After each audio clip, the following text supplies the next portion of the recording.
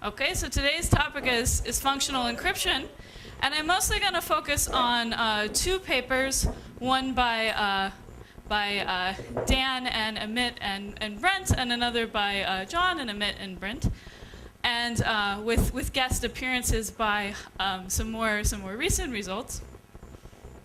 So let me start by motivating what is the idea of functional encryption and what do we mean. So we imagine that we have, say, some encrypted database somewhere, and someone managing this, and we want to empower our encryptor to ask as broadly as possible who should have access to this data, and even more precisely, what should they see. So we want to be able to control what each individual user can learn about this underlying plain text. So yesterday I talked a lot about the who should have access and how do we have a flexible system for access control. The broader idea of functional encryption is to think more about this question of what should they see. How do we control exactly what properties of the data that individual users should learn?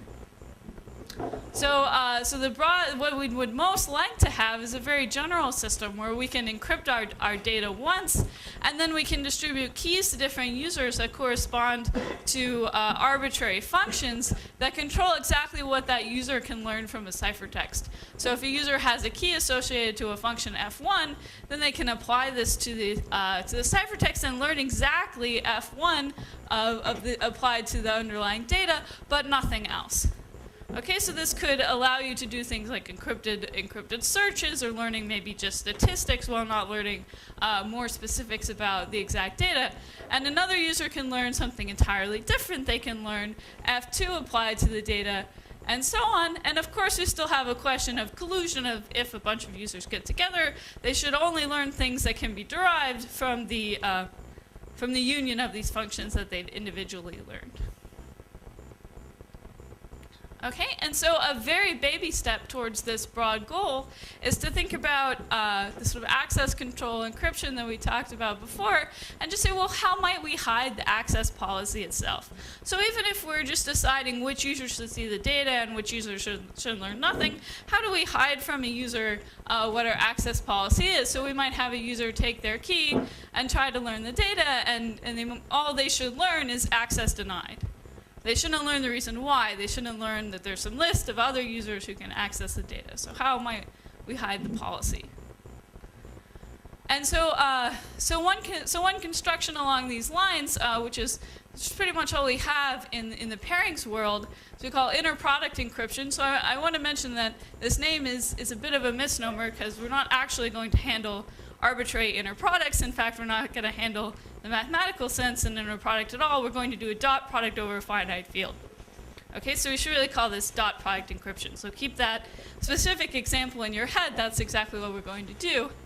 So our system is going to be as follows. So we're going to run a setup algorithm which generates our public parameters and our master secret key. And now our key generation is going to take in a vector over a finite field of a specified length.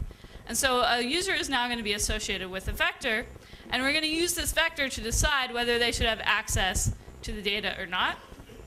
Okay, and so when we encrypt our message, we're going to encrypt under a vector x that's of the same length.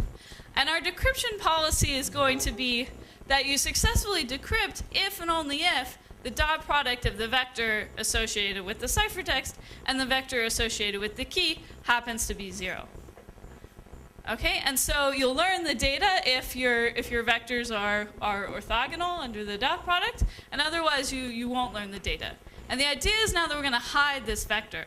So you're only going to learn that your vector is orthogonal or not. That doesn't give you too much information about the vector the ciphertext is encrypted under. So the goal here is to also have security, not just in terms of this underlying message m, but also this vector x that we're encrypting under. So it's not going to be just given in the ciphertext in the clear. You're not going to learn anything about x, except whether your particular key is orthogonal to it or not. Okay, but we're not trying to hide v from the user. So the user can know their own vector, and they go and they test their key against a ciphertext, and all they learn is, was my vector orthogonal to the ciphertext vector or not? So this is just a small amount of information about the ciphertext vector. Okay, and you can have many users go and each test their vector. If they all fail to be orthogonal, you're not really learning much about this X. Sorry? Yes.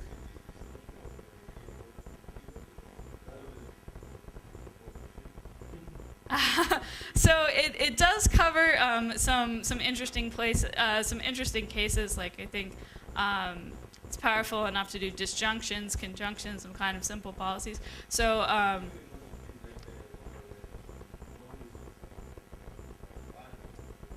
yeah, even if it's modulo some large prime. So the expressive power of this is going to be controlled by this vector length n. So for reasonably long vectors, still, polynomial size, reasonably long vectors can actually express quite a number of things.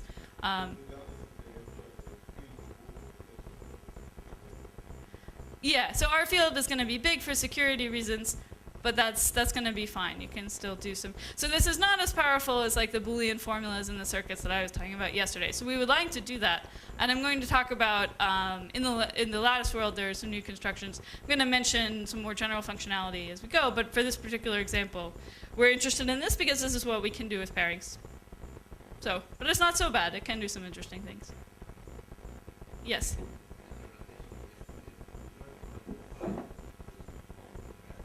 Exactly. So why are we hiding it today? Because there are cases, so yesterday, you're right, we were having it in the clear, we were fine with that. There are cases though, like as Dan was talking about in terms of privacy, where you encrypted email or something, there may be times where you want to hide the access policy. So all the systems we talked about yesterday are great and they're very expressive, they can do a lot of things. You couldn't use them in a case where you wanted to hide the policy. So this is just saying, suppose now we care about that, what kind of things can we build? Okay, other questions about motivation or functionality? And it's sort of naturally you would expect that these dot products are what you can do with bilinear maps because you can compute a dot product in the exponent by doing a pairing, right? So you can do quadratic functions. So if we had an n-linear map, as now we think we do, you can probably get much more. But I'm just going to focus on what we can do from pairings. Okay, other questions? Okay, so this is the specification of what the system looks like. But of course we need to define our security definition in such a way that actually enforces that we're hiding this X. Okay, so we're still trying to hide the message underneath. So we combine these into a security game. And I'm going to stick with the selective security game for today. There's all the similar problems of getting to full security. The same kind of techniques I talked about yesterday in terms of the dual system encryption can be applied to what I'm going to show you today to also get fully secure systems. So we're going to think of that as very similar, and the selective security is where things differ. So that's what I'm going to talk about today. Okay, and so the indistinguishability game works as follows. We have, since we're in the selective world, the attacker is first going to declare 2 different vectors for the challenge ciphertext. And the challenger is then going to run the setup and generate the public parameters and the master secret key. Of course, they send the public parameters to the attacker. And now the attacker is going to query for keys, so they're going to pick a vector v that they want a secret key for, and they get back the secret key, and they can repeat this as many times as they want. And of course, the requirement should be that the secret key shouldn't actually distinguish between these 2 vectors. So it should be the case that for these 2 challenge vectors that the attacker is going to try to distinguish, all these secret keys act the same. So it could be that they're all orthogonal, or they're all not orthogonal to both vectors at the same time. So they just shouldn't distinguish between the vectors. So you don't really care about people, but just either the whole 0 or the Exactly, yeah. Yeah, so if one gives a dot product of 10 and the other gives a dot product of 20, that's okay. Because that's not something you're supposed to learn from your key. So that's fine. That would be allowed. And so now you declare 2 messages. So if at this point, if you have asked for keys that are going to decrypt, that are orthogonal, then you have to declare just 1 message. So I've left it general here because maybe you ask for keys that all failed to decrypt, and then you can try to distinguish. So you have to kind of choose as an attacker, do I want to try to distinguish two messages, or do I want to try to distinguish two vectors? So you're just trying to describe the game as flexibly as possible, but you have to, at some point, you have to commit to one of those two kinds of attacks. So this leads to a bit of a mess in security proofs, in that we're really kind of proving security against two separate attacks, but you can think about it in this unified model. So these messages will be required to be the same if the attacker has requested or ever requests keys that decrypt the message. Right. So if it's asked for something that is orthogonal, even though it satisfied the restriction that they are both orthogonal, then we require the messages are the same. Okay. At this point, the challenger flips a bit to decide which of the two messages to encrypt, and it also uses this bit to decide which of the two vectors to encrypt under. Okay, so we may be playing the game where the message is the same always, and the attacker's trying to distinguish the access vector. Attacker gets the ciphertext, and then the key query phase repeats again with all these restrictions that a shouldn't request a key that trivially breaks things. And at the end of the day, it's the attacker's job to guess this bit beat. Okay, so this is a very similar flavor of definition to the IBE and the ABE that we've seen before. Okay, any questions about this? All right, so let's look at the intuition for how we might build a construction that satisfies this kind of condition. So what do we want to do? We want to compute a dot product without revealing one of the vectors.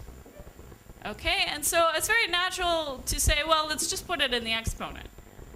Then d-log is hard, I can't actually see the vector, so I might want to have a ciphertext that has this vector x embedded in the exponent, and a secret key that's had this vector v embedded in the exponent. Now what's going to allow me to compute a dot product, of course, will be the pairing. So I can pair things together, I can multiply in the target group, and I'm going to get my dot product.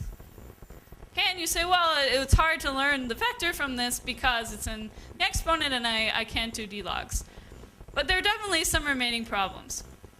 So first of all, I can tell if a coordinate is 0 or not. Right? If I'm just publishing g to the xi, I can certainly tell if xi is 0. So I do learn some limited information. Similarly, I can also tell if two xi's are equal to each other. And I can also permute the computation. So there's nothing that stops me from taking the things in my key and trying to decrypt in some different way. So I might say switch my two coordinates in my key and see if that's orthogonal. So it allows me to test keys that don't actually correspond to mine, but that can be derived from mine in certain ways. Okay, so this is just too flexible. We need to sort of prevent these kinds of things from happening. But as we saw yesterday, the bilinear map can really be a tool to force you to do the computation in a certain way, because otherwise there'll be cancellations that won't happen, and so on. So we want to add some extra randomness here to force you to do the computation exactly the right way, and to mask these sort of silly things of zeros or equalities. Okay, so we're going to add randomness that cancels only when you do the computation properly, and therefore is going to mask these trivial attacks. And to do this, we're going to use composite order groups. Okay, so as before, we're going to use a composite order group with several distinct prime order subgroups. So the natural thing to do is we're going to use the first subgroup to encode our actual vectors. We're going to use a separate subgroup to enforce that the computation is done properly. And we're going to use a third subgroup for some extra randomness. Okay, and so this is what the construction actually looks like. It's a little bit messy, but let me walk you through it. So we set up in a bilinear group of order n, which is going to be a product of 3 primes. So our public parameter size is going to scale with our dimension of our vectors. So we decide on some length n of our vectors. And now we're going to publish generators of the red group and the green group. And we'll give out a blue element with a random green element multiplied in. And now for each coordinate in our vectors, we're going to have 2 elements in the public parameters, both random in the red and green subgroups. Okay, and this pairs of things per coordinate is going to be happening a lot. We have to have this sort of parallel system where we have two things happening per coordinate. That's just going to be useful for the proof ideas as we'll see later. Okay, so to encrypt to a vector, what you do is you're going to choose 3 random exponents modulo n, and you're going to compute, take this generator in the red space g to the s. So this is part of the randomness that's trying to force you to do the computation properly. It's happening in the red. And now for each coordinate, you're going to produce 2 things. You're going to produce this first group element, which is going to have this random piece here, which is particular to the coordinate. So hi is different for each I raised to the s. And then here we're encoding the vector. And then we're just adding some extra randomness, and we're doing the same thing in parallel with fresh parameters. So you should just think of this as we're taking 2 copies of the vector encoded here in the exponent in the blue space, and then we're masking this with extra randomness, and we're doing it twice for reasons that we'll see when we talk about the proof idea. So this is essentially 2 parallel systems. So correctness would certainly work with only one of them happening, but the proof would not go through. Okay, and similarly in our key, we're going to encode our vector. Here we're going to do it twice. These delta and the sigma are just some extra randomness we're throwing in, and then we have this large product that we do per coordinate. So I know this all looks very confusing and mysterious, so let's step through the decryption to see why how the system works and why we're putting all these things in. Okay, so how does decryption work? So all of this stuff in red, you should really just think of as enforcing the fact that you're doing the decryption, that you're computing the vector dot product in the proper way. So the only purpose of all the red terms is just, well, if you do anything out of step, so any of these examples of, permuting things around, raising something to a power, if you do any kind of changes on the computation, the red stuff is not going to cancel out for you, and it's going to get in your way. So it's really just there to be optimally annoying so that you have to do things exactly right, that you have to compute your dot product exactly the way that the system designer wants you to.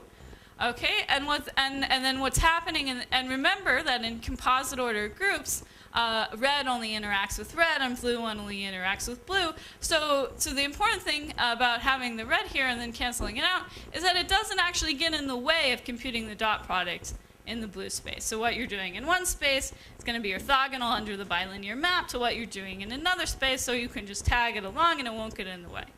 Okay, so what's happening in blue here is just pretty close to our very simple system where we're just taking a dot product of the xi and the vi.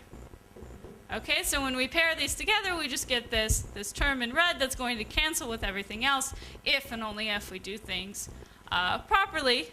And then we're getting our blue terms, which are the components of our dot product here, masked by these red terms, and the green's just extra randomness that, as you see, doesn't actually contribute to the pairings. It's just going to help with the proof. So at the end of the day, when we put all these things together, we take the product through the coordinates for I from 1 to n. The red's going to magically cancel out, and we'll get our blue dot product. Okay, and why is the red there? Well, since we have red terms that are random for each coordinate, we can't actually test equality or anything else in the blue anymore. And we can't permute things around because then the reds will get out of sync and they won't cancel. So all of this is just to enforce that the way we're doing the computation.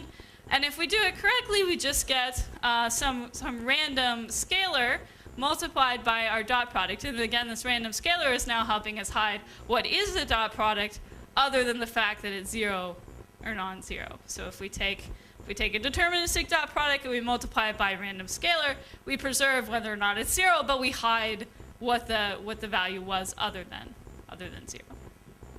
Okay?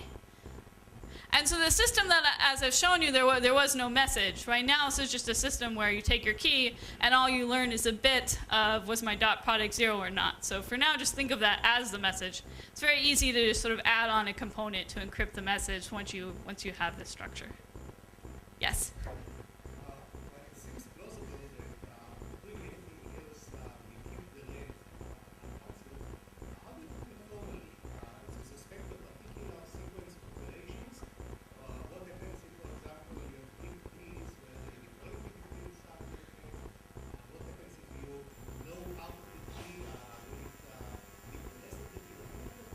Yes, Sarah. Yeah. So in the security definition I showed you, which is what we'll prove, we are assuming this usual notion that the key is the attacker gets to see some keys for some vectors, and then we're saying it's hard for him to distinguish between things that those keys don't. That if they're all orthogonal or all not orthogonal, then that's all he can learn. So we will formally prove that.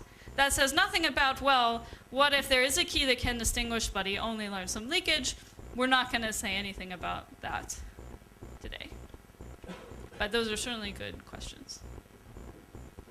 Okay, so this is the intuition that this red won't cancel out, but what we'll formally prove is this definition that the attacker can go and collect these many keys, and as long as they're all orthogonal or all not orthogonal, that's all, that he's not going to be able to distinguish between these two challenge vectors. Okay, so let's take a look at the idea for the proof. So how do we formally prove such a thing? Well, the adversary is attempting to distinguish, let's say, some ciphertext encrypted under X from another from a ciphertext encrypted under Y. So he's given this ciphertext. He doesn't know, did we encrypt it under X or did we encrypt it under Y? And so he's allowed to collect any key that won't tell him that. For any V that is either orthogonal to both or orthogonal to neither, then he shouldn't be able to tell.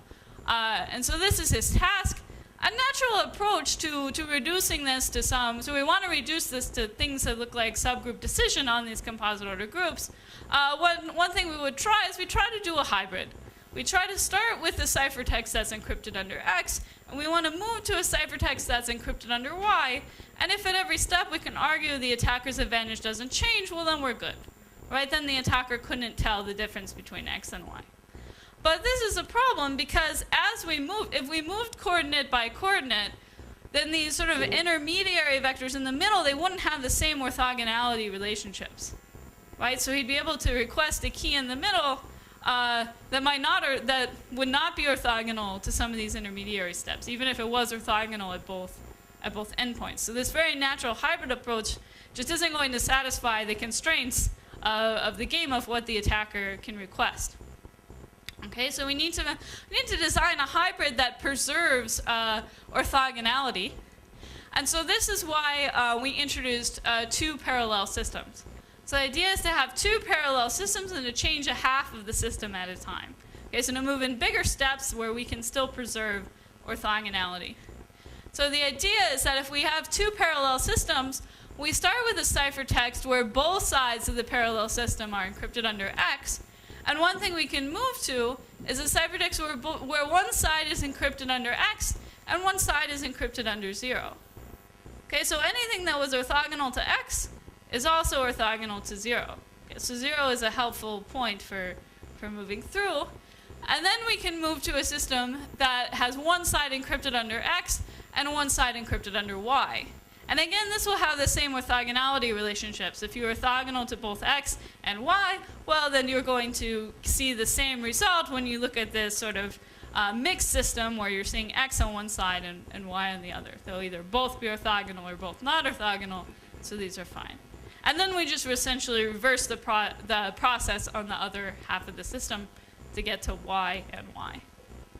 Okay, so this is a very natural way, but now our steps are bigger than we wanted. We have to change more than one coordinate at a time. We have to change half the system at a time. So this is a rather high burden on a single step of the hybrid argument, and as a result, the individual steps are going to be a little harder than we might want them to be. But this structure is going to be helpful in having these two systems. So the natural question is why bother to go through 0? And the answer is there's two things that are nice about 0. One, it's orthogonal to everything, so it doesn't get in the way of orthogonality relationships. And what's maybe intuitive after you've seen some of these subgroup decision assumptions is it's easy to go from something to 0 and back and forth. And why? Because having a 0 vector is the same as just components not being there at all. So you're going from some components not being there to them suddenly appearing. And that's exactly what subgroup decision assumptions do. They take you from group elements that live in one space to group elements that now live in two spaces. So they go from a 0 vector in one of the subgroups to a non-0 vector. Okay, so we can use these subgroup decision assumptions to move from x to 0 and back and forth, and that's going to be what our individual steps of this hybrid look like. Yes?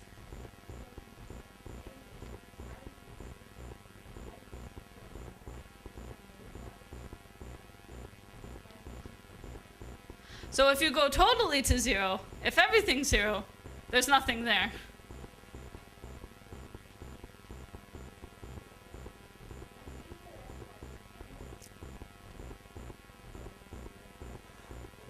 Yeah, so if I go from x to 0, then I've lost memory of what x is. Right? I need to have x and y. This is at a vague level that doesn't quite make sense, but as we'll see a little bit more as we go through the proof, I need to sort of preserve what x and y are, because if I could really go to 0, I could go from x to 0 to any y, and that's not quite right, because the attacker has some key.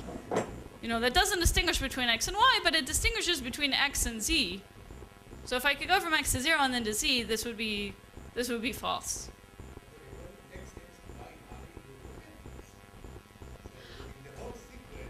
Yes, but I remember what. So I don't need to know x precisely. That's the whole point, right? I need to know that it's orthogonal to like the one thing the attacker. Yes, exactly. So I need to have a memory of one of the two of them because they're the same in the attacker's view, but we need to preserve that class of things, right? We need to remember the equivalence class in the attacker's view. And so either x or y encodes that information, but 0 does not. So we can only use 0 as part of the system while we're still retaining memory of the equivalence class somewhere else.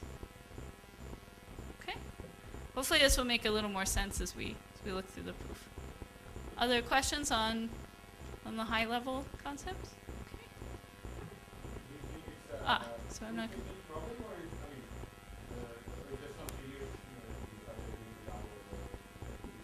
It's a nice question. I'm not sure. Would I put money on it? I'm not a betting woman. I'm sorry. Yes, I do not know. Generic group model, I would guess you don't need it. But yeah. So I forgot. I actually decided not to show you the proof. So the proof goes through this paradigm and uses subgroup decision assumptions. And instead of showing you the proof, I want to talk about some of the more recent general functional encryption schemes. So what's interesting about this problem is that this is a paper from 2008. Uses these composite order subgroup decision assumptions, and the recent work on this particular topic of inner product encryption has been to take this system and to make it work in prime order groups and to make it fully secure. So we went from the selective notion of security to the full notion of security. We went from composite order groups to prime order groups using decision linear assumption, and we did all that with the similar tools to what I showed you yesterday. Using this dual system and encryption techniques. And that's essentially all that has happened on this question in the pairings realm. So there's a lot of interesting questions that remain of how do we get from dot products to more interesting functionalities, how do we get just different kinds of systems, and these all remain open. So in terms of the functionality, this result, although it's 4 years old now, is still state of the art. So all we've done is we've improved the assumptions and changed it to prime order groups to improve the efficiency and so on. But improving the functionality here just using bilinear maps remains a nice open question.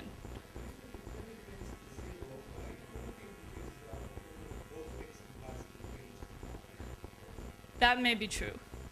That would be plausible. Yeah, that could be plausible. The 0 is particularly well fitted to the assumptions, to the subgroup decision assumptions. So, but if you allowed yourself different assumptions, but those still generically secure, you could probably do it differently. Yeah. Mm-hmm. Okay. Yeah, so I'm not going to torture you with this proof. And instead, I want to talk about some more exciting directions happening in the wider world beyond pairings of trying to achieve more general functionalities. And so the general definition of this was formulated by Bonet, Sahai, and Waters very recently.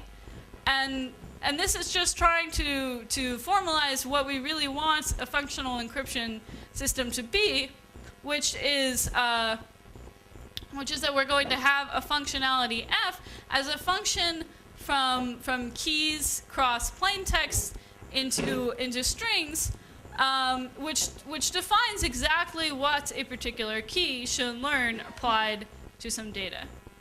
Okay, so x is going to be your plain text, k is going to be your key, and this function is going to tell you what your key entitles you to learn about that plain text. So thinking as abstractly and broadly as possible, so getting away from these particular dot products or formulas and just thinking abstractly, this is what we want.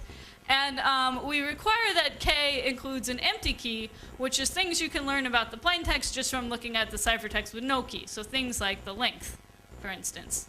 So this would be encoded by what the empty key learns about the data. And so what we imagine is that we have a key that's indexed by some element of the key space. A plain text is an element of the plain text space. You apply the key to the ciphertext, and you learn exactly this f. And then the general question is, what kinds of f's can we achieve, and under what kinds of security definitions and what kinds of assumptions? Okay. So the formal specification of the system, yes?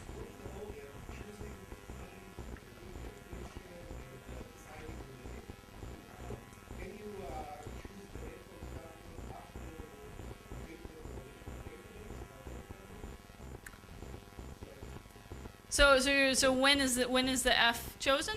So you could think of the f as being part. So it depends on where you put the f, right? How much of the f is in the key versus how much is in the. So it's a little bit flexible, right? Since I've formulated it this way, f is being applied to k and x. You could encode in k something that tells f what to do.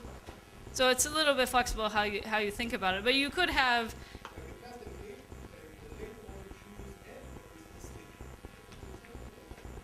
It depends on how you set things up. So I'll show you. So the specification that I'm talking about is that we're going to think of capital F as some fixed thing, and then what you get to choose on the fly is when someone comes to you for key gen, then they get their you choose the index for their key. You choose the little k, flexibly as you go. So we're going to think of this is a specification for some fixed functionality f, but that could be something as general as a universal circuit. Okay, so f could be some very general functionality. When you pick a very general flexible f, like a large circuit, you'll pay for it in the efficiency of the system, obviously. Things will scale with f. Yes, exactly. So f could be very universal. You fix a universal f, and then you have the flexibility that you want, but you're going to pay for it somewhat in efficiency. So if you want really compact ciphertext, you should pick a more limited f. Okay? Other questions? Okay, so this is, sorry, question? No? Okay. So we're going to think of f as some fixed function in the sky, that this is the functionality we want, and now users are going to have keys corresponding to elements k, and messages are going to be encrypted under elements x, and we would like to have a system that enforces that such a user only learns exactly f of k and x. Okay, and so the system is going to run a setup algorithm which just produces some public parameters and a master secret key. Key generation is going to take in some index of a key and produce a corresponding secret key, and encrypting is just going to encrypt something in the plaintext space, and decryption is going to allow you to take a ciphertext and a secret key and learn exactly the function applied to their two indices. Okay, so now what do we mean by security becomes a much more complicated question in this realm compared to this access control only kind of thinking. So when we just had access control, or we just had vectors that we were trying to hide, we could be very concrete about what kinds of attacks we were imagining. Now we have to think a little bit more about, well, how might users combine this information of these different Fs that they learn, and what does that imply?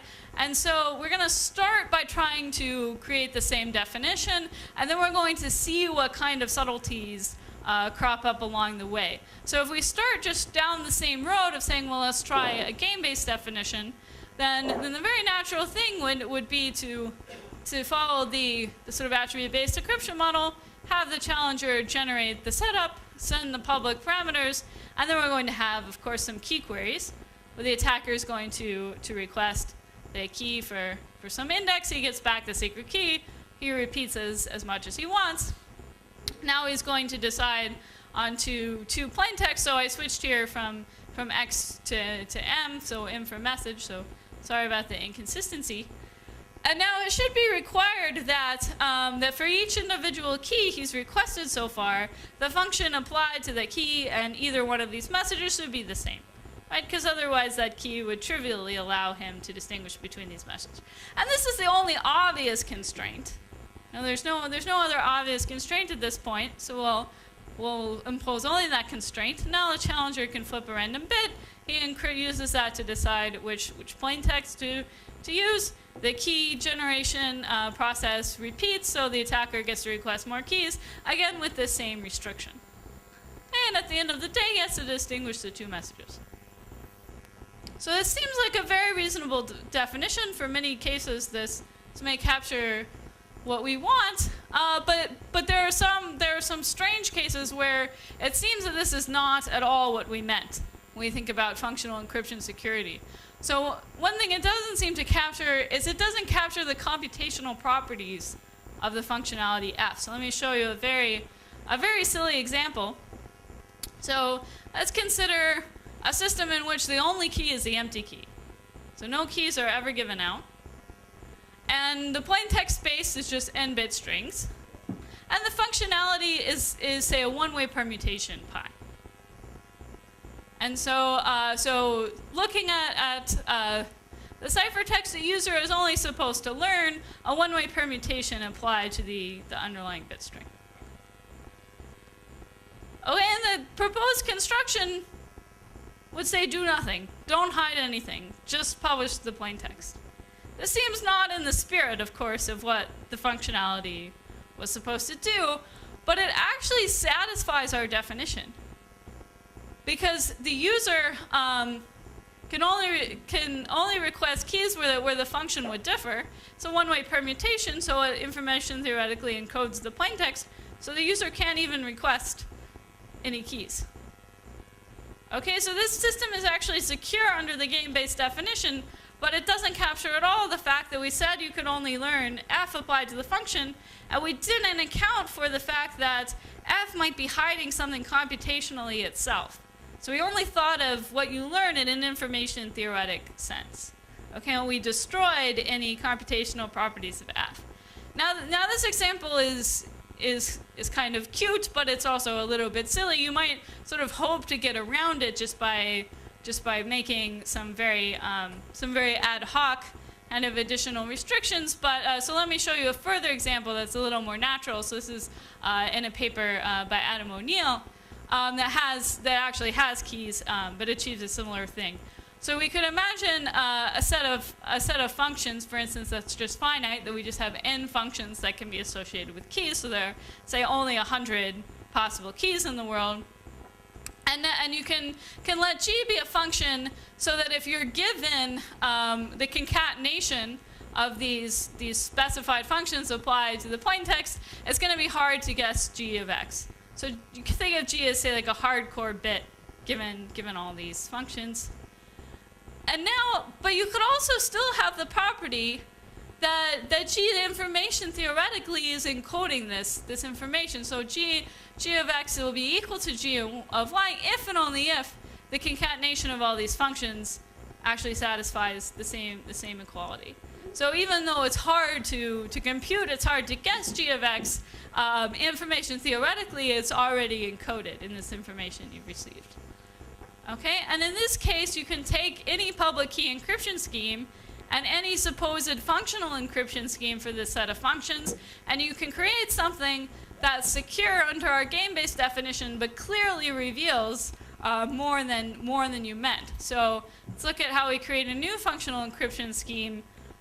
You could run the setup of the original scheme and run a setup of a public key encryption. You concatenate the keys, so you get two key pairs. You can secret share the secret key of the public key encryption scheme into just n pieces, so n out of n, secret sharing. And you can make that part of the secret key. So the public key here is a concatenation of the public key for the public key encryption scheme, public key for the functional encryption scheme, and your secret key is just the secret key for the functional encryption scheme with the secret shares. So this is the master secret key with the secret shares of the public key encryption secret key. Now, if I want to give you a key for a particular function, I just do what I would have done in the original functional encryption scheme, but I also give you a share. So what's interesting about this example is you can even enforce that you're not learning anything extra until a certain point. So if I go and I get all these different n keys, suddenly I'm going to be able to put together these shares and learn something I wasn't supposed to learn, even though it doesn't happen on the first key, it doesn't happen on the second key, etc. So this just shows you that you can't sort of rule out just this trivial kinds of systems. We actually have a much larger class of counterexamples to this kind of security. So encryption here would just encrypt under the functional encryption scheme and additionally encrypt this extra, say, hardcore bit, G of M, and now suddenly you get something that's secure in the game-based definition because information, theoretically, there's no distinction between learning G and learning F, which you're allowed to learn. So game-based definition is fine, and yet now you put enough keys together, you can suddenly decrypt and you can learn G of the message, which you weren't supposed to learn before. I guess should have used X here. This should be encrypt X and G of X.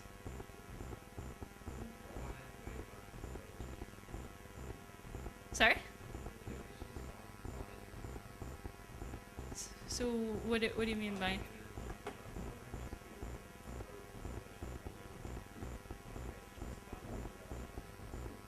So I think all the funniness that we know is for these for when F has computational properties, but proving systematically when things are fine is a more difficult question.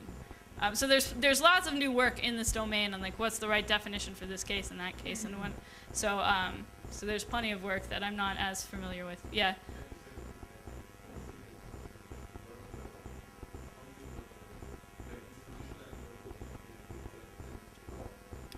Yeah, so there are many things you can say about F that, yeah, there are many specific cases, big classes of Fs for which things are fine. In fact, any of the sort of attribute-based encryption, any of those kinds of Fs are perfectly fine. Anything where you're not trying to hide policies at all is perfectly fine. So there are large classes of pretty much every F we considered before is perfectly fine. Yeah, so it's really Fs that have computational hiding properties, where the system where the definition doesn't seem right.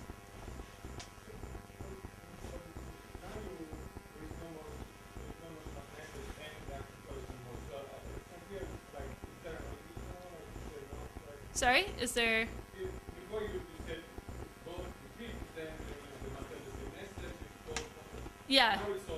Now it's all mixed together. So now there's a plain text which could itself have a message and an access policy, and the function applied to it would say check the access policy, if so, output message. So now that's just one possible kind of function.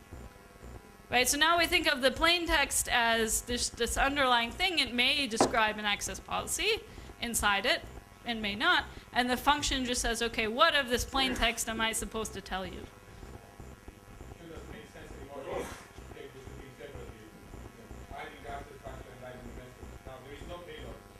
Right. Now, yeah, there is no payload. So you can still talk about systems where you don't care about hiding the access policy, and then your functionality would just say, okay, check the access policy, output the message if and only if, but always output the policy. You know, so things you aren't trying to hide, the function will just always give them to you, right? This covers that. So this is a generalization of that. Other questions? Okay, so since I just told you that the game-based definition has some problems, so if we really want to do everything at once, we really want to have a broad definition that covers all the interesting cases, we can try to do a simulation-based security definition instead. So given that we know that this game-based doesn't seem to be everything we want, a very natural way to go is this: take the game that we had in our game-based definition, and let's call it a real-world case, and let's try to define what ideal world do we want. Okay, so if we look at the game now as happening in the real world, so I'm going to make one change to it. Instead of declaring, say, 2 messages, I'm going to have the attacker declare a distribution on messages. Okay, so the attacker is going to play the game. He's going to get some keys of his choosing. He's then going to declare a distribution on messages, okay, which the keys should not distinguish. And then he's going to and then the challenger is going to sample from that distribution and use that in the ciphertext. And then he's going to request further keys, again, this kind of restriction. Okay, so what we're going to imagine happening in the real world, so we want to somehow capture the fact that the attacker is really only learning this F applied to these messages. So we're going to have a simulator who's supposed to only be learning that F, so it's not going to know the message. Okay, now the message is going to be sampled from the distribution in some cloud the simulator doesn't see. And so the simulator is going to have to start by just answering all these key queries sort of blindly. Then the attacker declares a message distribution, and at that point the simulator learns, okay, what was the function applied to the message for all these previous keys that were already requested. Okay, and at that point it produces a ciphertext. So it does not know the underlying message. It cannot just run the encryption algorithm. But it learns all the things that these keys, so it has to give out these keys, it has to commit to them. It then learns what these keys are supposed to reveal about the ciphertext. It then creates the ciphertext. Okay, so the simulator then creates the ciphertext. And now we keep doing key queries. And every time the attacker makes a key query, before the simulator produces the key, it gets to learn what is the functionality applied for that key in the message. Okay, but it never learns the message. It only learns the functions applied to the requested keys in the message. So this is a very hard task for the simulator, to have to encrypt and produce these keys when it doesn't know this underlying message. And so this is a very strong definition of security. It seems to do everything we want, but as you might expect, it's very difficult to achieve, and in fact, there are impossibility results. So let me show you the first impossibility result for simulation-based security. If you imagine this sort of game, now with several messages, so let's make a change to the game, and let's have several messages instead of one. So imagine that we're going to play the game with 100 different messages, and now the simulator is going to still learn all the function applied to each individual key and each individual message for all these pairs, and it has to produce these many ciphertexts. Okay, so at this point, there's a problem, because if we have these many ciphertexts, then for these key queries that come after the simulator has committed to all these many ciphertexts, then suddenly the small single key has to encode what the function applied to all these different messages is going to be. Because once the ciphertext is out there, it's fixed. Now the message wasn't known before. Now the simulator has to create this tiny little key that explains all these underlying functions applied to all these messages. So for general Fs, for Fs that are too universal, this is going to be too much information to encode. Okay, so we can get an impossibility result in this case. So the very natural question then to ask is, well, you know, what if I promise there's only going to be one message? You know, if there's only one message, then, and say, you know, I'm only trying to encode one thing in one key. It seems like seems like a better match, but there's still one potential problem, which now I have a small ciphertext. And I could have many key queries that come before the ciphertext. So now this very small ciphertext is trying to encode what all these previous keys that I've already given out, that I've already committed to, what all these previous keys should tell you applied to that ciphertext. Okay, because I didn't learn what the functionality applied to the message was when I was giving out these keys. Okay, so it's a similar problem just in reverse. So a key and a ciphertext have to encode the functionality that you'll learn from applying them. So when you commit to one, and then you have to produce the other one, and it may be small and it has to encode all this information, then the simulator can run into problems. If the functionality is too general, this can be putting way too much of a burden on this. In this case, a short ciphertext that needs to encode too much. Now, one possible fix for this particular version of the problem is to say, well, let's bound the number of queries. Okay, so if you place a bound under the number of queries, you say, well, I'm going to only be secure against attackers who, model collusions of size 10. I'm only going to let the attacker request 10 keys. Well, then you can tweak your parameters so that you have enough space to encode this information. Okay, so we can get what we call bounded collusion general functional schemes, where we say if the attacker promises he's only going to request so many keys, we commit to that bound ahead of time, we scale our system, so that now we can prove security under this kind of a definition. Okay, and that's exactly a positive result that appeared recently, that if you impose a bound, say Q, so some polynomial bound on the number of key queries, you can build a scheme for extremely general circuit functionalities. Okay, so your scheme will scale with this bound Q, and the techniques they use include things like secret sharing and garbled circuits.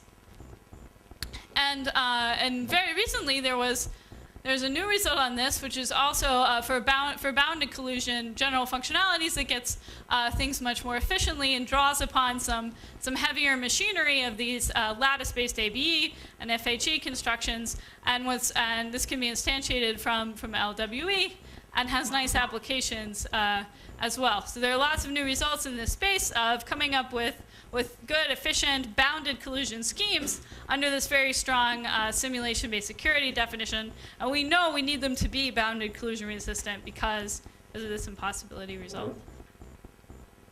Okay, and yep, that's all I wanted to say. So questions?